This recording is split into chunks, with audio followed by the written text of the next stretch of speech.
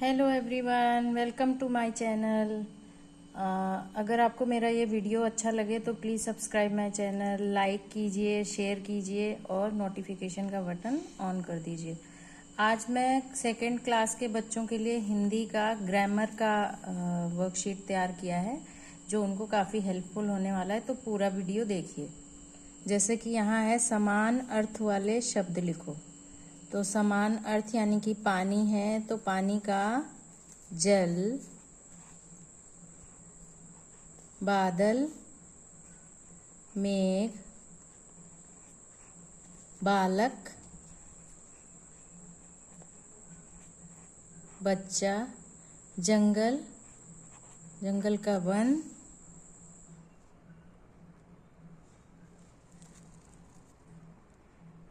वृक्ष का पेड़। इस तरह से समान अर्थ वाले ये शब्द हैं।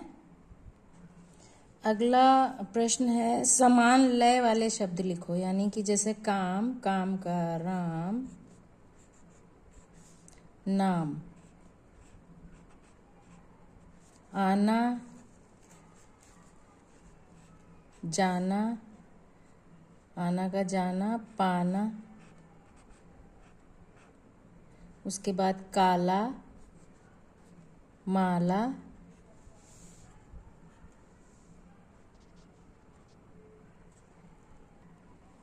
आना जाना पाना, काला का माला ताला, नहर पहर शहर, आजा राजा ताजा। जैसे कि इंग्लिश में राइमिंग वर्ड्स होते हैं वैसे इसमें समान लय वाले शब्द होते हैं हिंदी ग्रामर में, व्याकरण में। अगला प्रश्न है वचन बदलिए। जैसे केला, केले, जूता, जूते, सड़क, सड़कें, कमरा, कमरे, संतरा, संतरे। इस तरह से केला, केले, जूता, जूते, सड़क, सड़कें, कमरा, कमरे, संतरा, संतरे। फिर अगला प्रश्न है विपरीत शब्द लिखो, जिसको इंग्लिश में अपोजिट वर्ड्स बोलते हैं। जैसे पुराना का नया, ऊपर नीचे। इस तरह से ऊपर नीचे, आना जाना, उठना बैठना, रात दिन का रात, और पुराना का नया। ठीक है बच्चों। अगला प्रश्न है लिंग बदलिए, यानी कि जेंडर चेंज करना है इनका। जैसे राजा,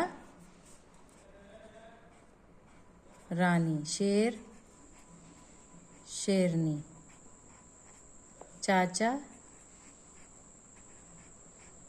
चाची।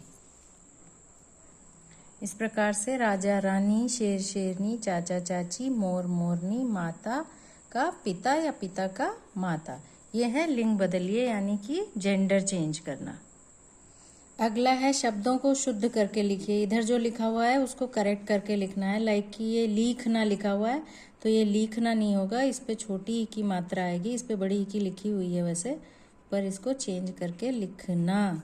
खेलना, खेलना नहीं होता, खेलना होता है, सिंगल मात्रा आएगी एक ही। तीतली, तीतली नहीं होता, तितली होता है, छोटी ई की मात्रा आएगी। तरबूज, तरबूज लिखा हुआ है तो इसको तरबूज यानी बड़े ऊ की मात्रा लिखेंगे। कौआ लिखा हुआ है, ये है कौआ। कौआ कैसे लिखते हैं, इस पे दो मात्राएं आती हैं, औरत वाली मात्रा आती है। अगला प्रश्न है पढ़कर वाक्य पूरे कीजिए। ये कुछ ऑप्शन दिए हुए हैं, पंख, राष्ट्रीय, पूछ, कलगी, बादलों, और यहाँ पर कुछ वाक्य दिए हुए हैं।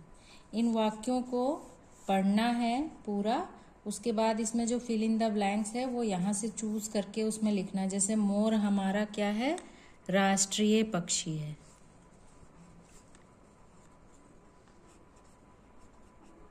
राष्ट्रीय पक्षी। अगला वाक्य है इसकी डैश लंबी होती है, इसकी पूंछ लंबी होती है। फिर इसके डैश रंग बिरंगे होते हैं, यानी इसके पंख रंग बिरंगे होते हैं।